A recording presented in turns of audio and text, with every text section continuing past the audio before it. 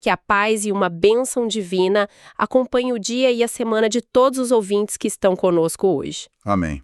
É muito bom estar aqui para mais essa nossa análise de hoje. Sabe, existe um sentimento humano que é muito universal e, ao mesmo tempo, ele é profundamente solitário. Aquela sensação terrível de estar completamente sobrecarregado, certo? Exatamente. É como se a vida, sem nenhum aviso prévio, tivesse virado um pântano gigante. Nossa, sim.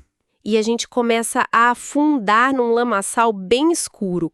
Os pés batem freneticamente, tentando achar o chão, mas não encontram fundo de jeito nenhum. É uma agonia, a água vai subindo, né? Pois é, a água sobe, o fôlego vai faltando e o desespero simplesmente toma conta. Olha, essa é uma imagem tão sufocante, mas assustadoramente familiar para qualquer pessoa que já passou por uma crise extrema. Com certeza. E o que torna essa descrição fascinante é que, com toda essa carga emocional e física quase palpável, ela não saiu de um livro moderno sobre saúde mental. Ah, isso que é louco, né? Sim, nós estamos falando de uma angústia registrada há cerca de 3.000 anos. Esse contraste, sabe, entre a antiguidade do texto e a relevância imediata dele é o que traz a gente para o nosso mergulho profundo de hoje. Um mergulho bem intenso, diga-se de passagem. Muito intenso. Nós vamos navegar pelas águas turbulentas do Salmo 69 da Bíblia, usando a tradução da Nova Almeida Atualizada. E a nossa bússola para essa exploração vai ser o comentário incrivelmente detalhado do teólogo Allen P. Ross. Isso. O texto é tipo um verdadeiro grito de socorro do rei Davi. E tem um detalhe poético logo no cabeçalho que me deixou fascinada. Qual detalhe? A instrução diz que esse lamento brutal deveria ser cantado segundo uma melodia antiga chamada Os Lírios. Nossa! É uma ironia muito cortante, né? Colocar palavras de quase morte numa melodia que, bom, pelo nome, sugere algo super delicado e primaveril. Essa dissonância entre a beleza da melodia e o horror da letra prepara o terreno perfeitamente para a nossa missão de hoje. Com certeza. O objetivo da nossa análise é desvendar os mecanismos que fazem esse texto capturar o desespero humano de forma tão visceral. Mas não para por aí, né? A investigação vai além. Exato. Vai muito além de um simples estudo psicológico de Davi. Nós vamos explorar como essa agonia específica serviu de um tipo de molde profético. Molde profético para a vida de Jesus, certo. Isso mesmo. Para o sofrimento de Jesus no Novo Testamento. E, bom, talvez o maior desafio da nossa conversa de hoje... A gente vai ter que encarar aquelas partes difíceis. Precisaremos encarar de frente a teologia espinhosa daquelas orações que pedem uma justiça implacável contra os inimigos. Então, mergulhando direto nessa anatomia do desespero, o texto não poupa imagens gráficas, sabe? Nenhuma. É bem forte. A transição daquela água metafórica subindo até o pescoço para os sintomas físicos reais da ansiedade é simplesmente brutal. Davi relata que está exausto, né, de tanto gritar por socorro. Sim, a garganta completamente seca, rouca e os olhos estão escurecendo, tipo, falhando de tanto procurar no horizonte por uma intervenção divina que parece não chegar nunca. E o isolamento dele é quantificado de um jeito muito aterrorizante no texto. Como assim? A multidão que o odeia sem motivo consegue ser mais numerosa do que os fios de cabelo da própria cabeça dele. Caramba, é muita gente. É uma hipérbole, claro. Mas essa imagem dos fios de cabelo ilustra perfeitamente a sensação de paranoia e o peso esmagador de uma perseguição em massa. Faz todo sentido. Quando o indivíduo sente que o mundo inteiro se virou contra ele, a matemática do medo não precisa ser exata, sabe? Ela só precisa transmitir a escala da opressão. E lendo o comentário do Allen P. Ross, ele aponta um agravante social bem devastador nisso tudo, não é? Aponta sim. O texto menciona que Davi foi forçado a restituir posses que ele sequer tinha roubado. Olha, lendo essa parte sobre ser obrigado a pagar pelo que não roubou, eu fiquei pensando muito na mecânica da destruição de reputações de hoje em dia. Como assim? Na internet? A gente fala muito sobre campanhas de difamação ou o famoso cancelamento, né? O ostracismo social. Isso. Mas na antiguidade, perder a honra pública não era só um aborrecimento nas redes sociais. Era uma sentença de ruína total. Com certeza. Era o fim da vida da pessoa. Se alguém é publicamente rotulado de ladrão, e forçado pelas autoridades a pagar indenizações falsas, a vida cívica e econômica dessa pessoa simplesmente acaba. Exatamente. Ela perde a capacidade de fazer comércio, de casar os filhos, de sobreviver mesmo. É uma exclusão completa. Essa é uma leitura muito precisa das dinâmicas de uma sociedade que era totalmente baseada na honra e na vergonha. A humilhação de Davi não é só um dano emocional. É prático também. É a erradicação do lugar dele na comunidade. O comentário até nota que a alienação é tão profunda que ele se torna um estrangeiro para os próprios irmãos de sangue. Nossa, a própria família vira as costas. Sim, a rede de apoio primária desmoronou. E a zombaria é institucionalizada. Os juízes e os líderes, sabe aqueles que se assentam junto ao portão da cidade e conspiram contra ele? O portão não era só a entrada da cidade, né? Era o tribunal da época. Exato, era o centro do poder civil. Ou seja, a elite jurídica oficializou a destruição dele, o que, bom, acaba dando licença para o resto da sociedade fazer o mesmo. Tipo um efeito manada. E foi o que aconteceu. O texto diz que até os bêbados faziam canções zombando dele. E o pior é que até quando ele tenta demonstrar humildade de luto espiritual, jejuando e vestindo aquele pano de saco áspero. Sim, os atos de devoção dele. Isso também vira material de comédia para a cidade inteira. Tudo vira piada. Mas aí, no meio de toda essa afirmação veemente de inocência, surge algo que me fez parar a leitura. Ah, a questão da culpa, né? Pois é. Ele de repente diz, Tu, ó Deus, bem conheces a minha insensatez, e as minhas culpas não te são ocultas. Fica parecendo uma falha na argumentação dele. Tipo, se ele está reivindicando a posição de vítima injustiçada, por que introduzir uma confessão de culpa bem no meio da própria defesa? É uma ótima pergunta. E a inclusão dessa linha é o que eleva o texto de um simples desabafo rancoroso para um documento de uma profunda identidade teológica, sabe? Sério? Como o comentário do Ross explica isso? Ele destrincha essa aparente contradição de forma bem clara. Davi não sofre da ilusão de perfeição moral. Ele sabe muito bem que a ficha criminal e espiritual dele diante do Criador tem lá suas manchas. Ah, entendi. Ele não está se pagando de santo perfeito. Exato. Ele reconhece a própria humanidade falha. O argumento dele não é eu sou impecável.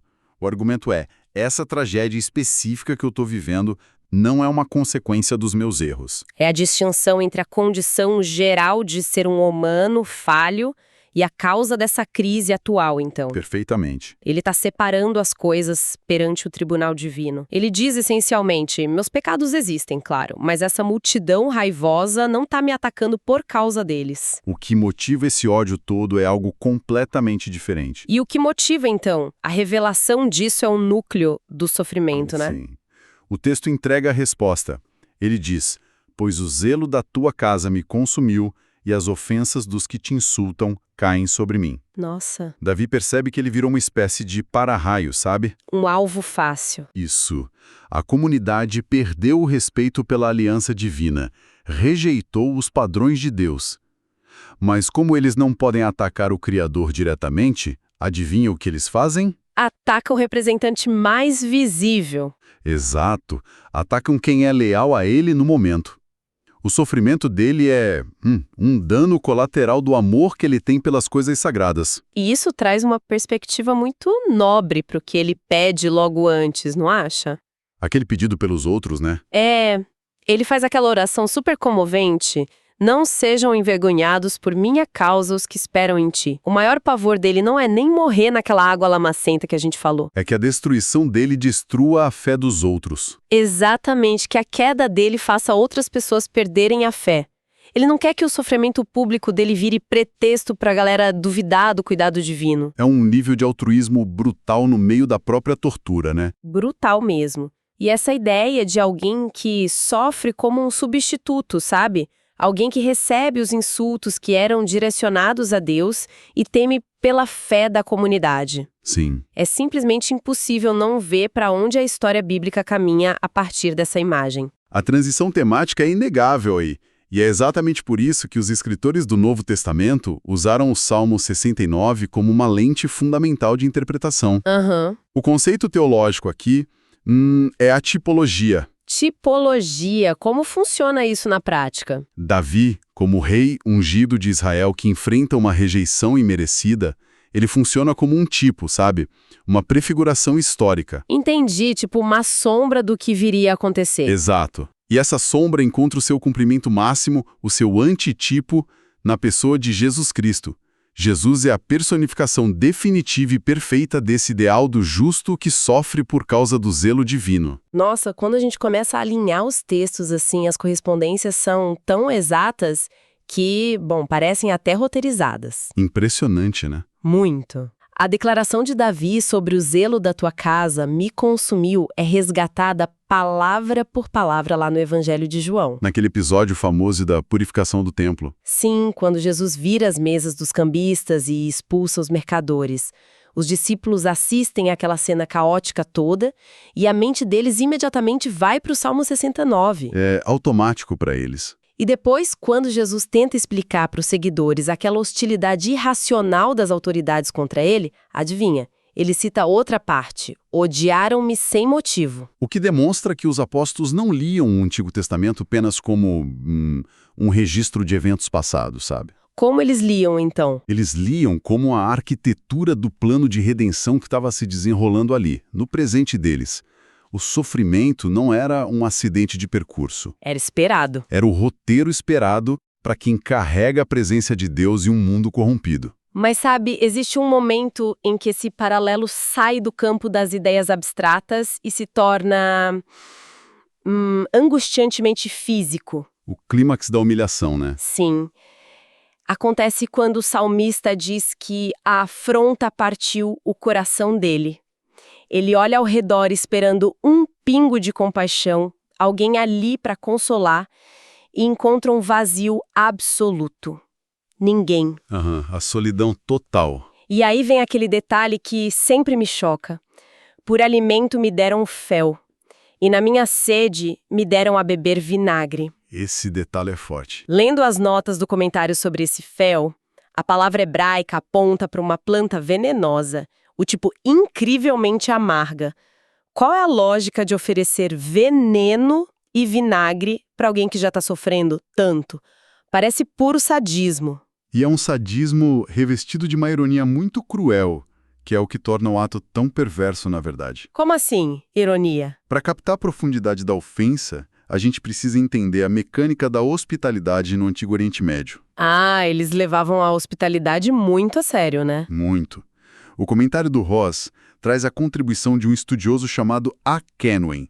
Ele explica um costume cívico e religioso bem estrito da época. Que costume era esse? Quando uma pessoa passava por um luto terrível ou uma calamidade pública, era um dever sagrado da comunidade, dos amigos e vizinhos. Eles tinham que fazer o quê? Preparar uma refeição de consolo para o sofredor.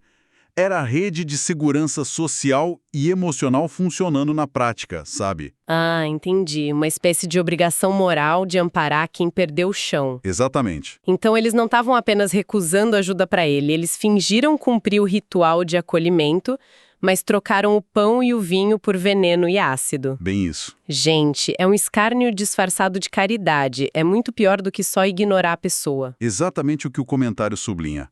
A ação expõe a hipocrisia absoluta da conduta deles. Totalmente hipócritas. Ao distorcer um gesto sagrado de solidariedade numa ferramenta de tortura, eles demonstram que a corrupção deles ali era total.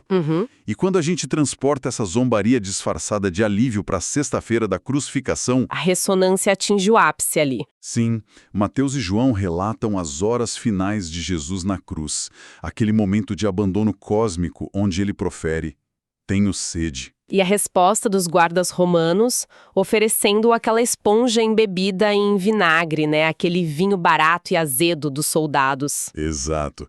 Não é apenas um detalhe histórico aleatório. É o selo de que Jesus está bebendo literalmente o cálice do repúdio mundial que o Salmo 69 já tinha previsto. Uau! O clamor por resgate que vem em seguida, tanto em Davi quanto em Cristo, apela exclusivamente para o exede divino. Exede. Essa palavra hebraica aparece muito nessas nossas análises mais profundas, né? Aparece bastante. Ela costuma ser traduzida como o amor leal da aliança, certo? Correto. Ou seja, o apelo por salvação não é baseado no mérito de quem está sofrendo ou, sei lá, numa pena passageira que Deus possa sentir. É baseado no quê, então? No caráter inabalável de Deus em manter a sua palavra e o seu pacto com eles. A distinção é fundamental. O sofredor confia que, mesmo quando a estrutura social inteira falha e distribui veneno, a lealdade de Deus à sua aliança permanece intacta. O que nos empurra direto para um precipício teológico agora, que eu acho que é a seção mais desafiadora dessa nossa exploração inteira de hoje. A parte das maldições. Isso.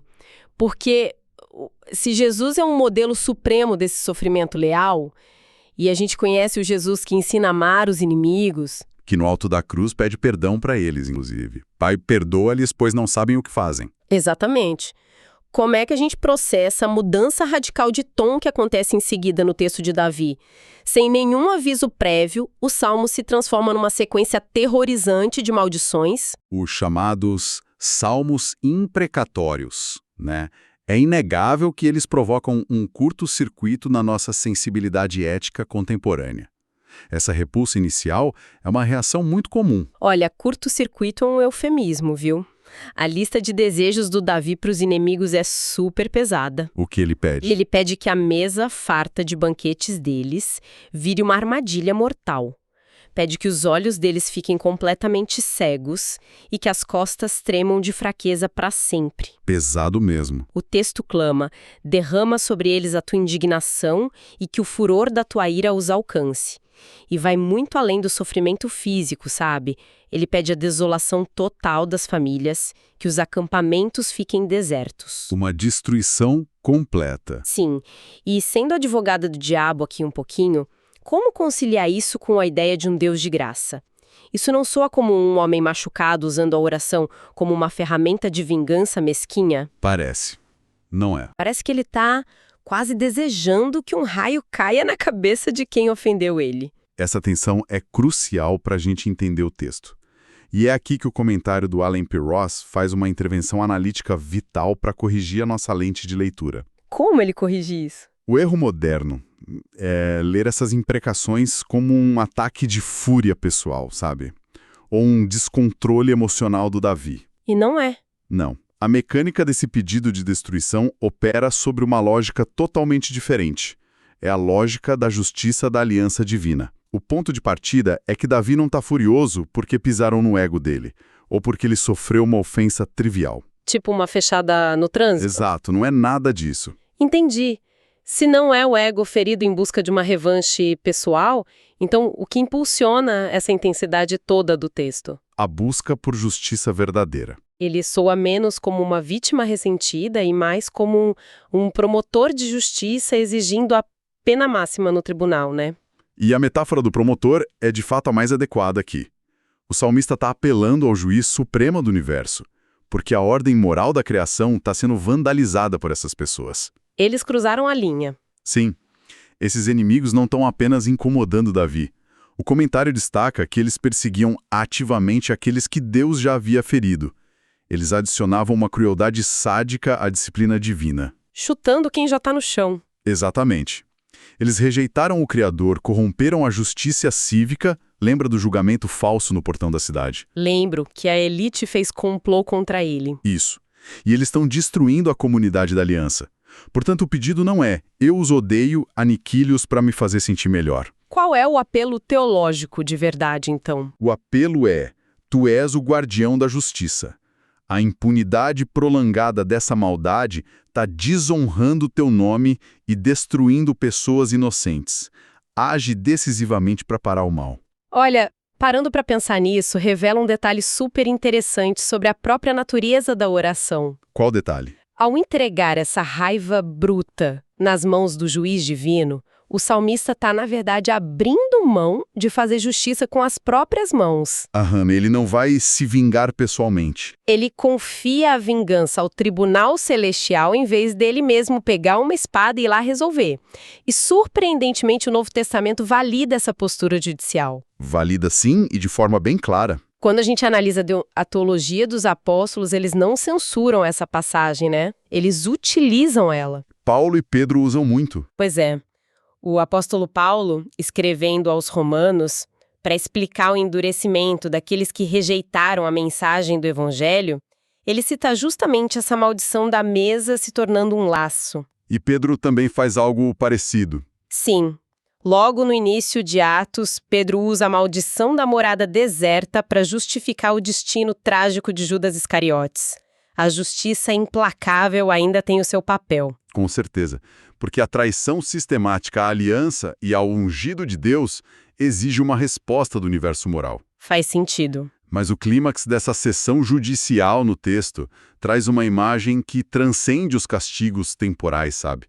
Como a cegueira ou a desolação que você mencionou. Qual imagem? No versículo 28, o salmista pronuncia a sentença final e a mais aterrorizante de todas. Sejam riscados do livro dos vivos e não sejam incluídos na lista dos justos. Nossa, essa menção ao livro dos vivos sempre carrega um peso enorme. Um peso eterno, né? Totalmente. Evoca aquelas imagens do julgamento no Apocalipse, onde quem não está no livro da vida enfrenta o destino eterno final. Exato. Mas, pensando na época em que o Salmo foi escrito, qual era a mecânica prática de ter o nome num livro? Porque, evidentemente, Deus não tem um arquivo de pergaminhos físicos lá no céu precisando ser corrigido com tinta. Não é literal. E essa é a chave para compreender o terror dessa imagem. O livro é uma metáfora poderosa ancorada nas práticas administrativas das cidades antigas. Como funcionava? Naquela época, os governos locais mantinham registros oficiais cívicos, uma lista de cidadania mesmo. Tipo um censo. Isso. Ter o seu nome nesse registro significava que você pertencia à comunidade. E isso garantia acesso à distribuição de rações de comida durante períodos de fome, dava o direito a pedaços de terra. Muito importante para a sobrevivência. E mais vital ainda, garantia o direito de buscar refúgio e proteção dentro das muralhas da cidade durante um ataque inimigo. Então, ser riscado desse registro cívico não era apenas perder o direito de votar, digamos assim. Era uma expulsão literal. E literal e fatal. Você era removido do sistema de suporte, enxotado para fora dos portões e abandonado no meio do deserto. Era uma sentença de morte social, que rapidamente se tornava uma morte física. Perfeito. É exatamente isso. E quando o salmista usa essa mecânica cívica e a eleva ao nível do tribunal de Deus, ele está falando do apagamento definitivo. Do apagamento eterno. Sim. Ser riscado do livro dos vivos significa perder toda e qualquer participação nas bênçãos, na proteção e nas promessas da aliança eterna. É a exclusão final da comunidade dos justos. Muito forte. O comentário do Ross observa que a pressuposição intrínseca dessa oração é que estes oponentes endureceram tanto o coração que eles se recusam terminantemente a se arrepender. A impenitência crônica deles atrai o apagamento. A magnitude de uma exclusão cósmica assim é avassaladora. Mas sabe, é justamente o contraste com essa escuridão e esse furor judicial que torna a reta final do Salmo tão espetacular. A mudança de tom no final é impressionante. Muito. A partir do versículo 29, o tom sofre um solavanco absoluto. A angústia evapora, o pedido de juízo simplesmente cessa e o foco é redirecionado totalmente para a gratidão. O louvor toma conta. Davi diz que vai louvar o nome de Deus com cânticos e exaltá-lo com ações de graças. E o comentário do Ross aponta para o versículo 31 como uma das declarações teológicas mais brilhantes de todo o Antigo Testamento. É um versículo-chave. Davi afirma que essa adoração genuína será muito mais agradável ao Senhor do que um boi ou um novilho com chifres e cascos. E a gente precisa dar o devido peso a essa afirmação, sabe? Por causa dos sacrifícios, né? Sim. No contexto do sistema levítico da época, o novilho maduro, completo, com chifres e cascos divididos, conforme exigia a lei das ofertas, era o sacrifício mais top. Era o sacrifício mais caro, mais puro e mais reverenciado que alguém poderia colocar no altar do templo. Nossa! Afirmar que uma canção de gratidão supera o ápice de todo esse sistema de sacrifícios é algo completamente revolucionário para a época. Para visualizar o mecanismo do porquê o louvor supera o ritual, imaginemos a diferença entre um cidadão pagando uma pesada taxa obrigatória para o governo. Tipo imposto de renda. Isso. Ele paga apenas para evitar uma auditoria ou uma multa. Agora contrasta isso com uma família que faz uma doação massiva, voluntária e cheia de lágrimas de alívio para a ala do hospital que acabou de salvar a vida do filho deles. Uma diferença gigante de intenção, né? Gigante. O novilho, muitas vezes, podia se tornar apenas o pagamento dessa taxa religiosa, algo feito no piloto automático só para cumprir o protocolo. Sem coração nenhum naquilo. Exato. Mas o sacrifício de louvor é a doação apaixonada de quem reconhece que estava lá afundando no pântano, que a gente falou no início, e foi puxado de volta à vida. A distinção entre a mecânica legalista e a devoção transformadora é exata aí. O que o salmista está comunicando e que o comentário frisa muito bem. O que ele frisa? Que o juiz do universo não necessita de suprimentos de carne, sabe? Ele busca corações restaurados e alinhados com a sua aliança. Lindo isso. E a beleza desse louvor é que ele não é isolado, ele tem um efeito cascata na sociedade. O versículo 32 declara que os aflitos vejam isso e se alegrem. A salvação de um se torna o combustível para a resistência dos outros. Exatamente, espalhe esperança. A comunidade que estava vendo ele ser humilhado agora vê o resgate, e o texto diz que o coração de quem busca Deus se reanima. É a restauração daquela rede de apoio que havia sido destruída no começo. E a visão vai se expandindo cada vez mais, né? Vai mesmo. Sai da vida individual do Davi, passa pelos oprimidos locais até atingir uma escala panorâmica no final. O autor convoca os céus, a terra, os mares e tudo o que neles se movem para se juntarem ao coral. Um coral universal. Isso. O lamento pessoal se dissolve numa confiança inabalável de que a justiça prevalecerá em grande escala, que Deus salvará Sião e edificará as cidades de Judá, e que os descendentes dos servos fiéis habitarão ali em segurança. A arquitetura do Salmo está completa aí. Ele serviu como um verdadeiro veículo de transporte espiritual. Transportou ele do fundo do poço até o coral cósmico. Ele permitiu que o sofredor entrasse com as vestes encharcadas da lama do desespero e da revolta, processasse essa dor através da realidade imutável da justiça de Deus e saísse do outro lado. Transformado. Não apenas consolado, mas liderando um coro cósmico de esperança. É uma jornada exaustiva e totalmente transformadora. E bom, para quem está nos acompanhando e organizando as ideias de hoje, nossa recapitulação, nós partimos da realidade crua e asfixiante de um homem se afogando na difamação e no isolamento. Testemunhamos como a dor de ser servido com fel e vinagre, em vez de compaixão, foi o ensaio histórico para a rejeição final suportada por Cristo na cruz. Uma jornada intensa. Exploramos o mecanismo profundo e severo da justiça divina, entendendo que o apagamento do livro da vida é a consequência grave da impenitência e da crueldade contra a ordem moral de Deus. Com certeza. E terminamos lá no topo da montanha, entendendo que um coração que sobreviveu ao lamaçal e retorna com um louvor sincero tem muito mais valor no tribunal celestial do que os rituais mais caros que o dinheiro poderia comprar. O que nos deixa com uma implicação prática monumental para fechar nossa conversa. Qual seria? Se a gente olhar para a estrutura desse clamor antigo, vemos um modelo de relação com o divino que não exige que a pessoa mascare os seus piores momentos, sabe? A gente não precisa fingir que tá tudo bem. De jeito nenhum. O texto prova que é, não só possível, mas biblicamente encorajado, levar a Deus não a nossa versão editada e piedosa, mas o nosso terror absoluto, o nosso sentimento de abandono e o nosso senso de injustiça pulsante. A verdade nua e crua. Então a pergunta que ecoa a partir do Salmo 69 é por que nós, na era moderna, com tantos recursos de alívio temporário, ainda temos tanto medo de sermos tão dolorosamente, caoticamente e belamente honestos nos nossos momentos de crise, perante a única fonte que pode transformar essa lama no mais puro sacrifício de louvor. Que Deus abençoe todos os ouvintes,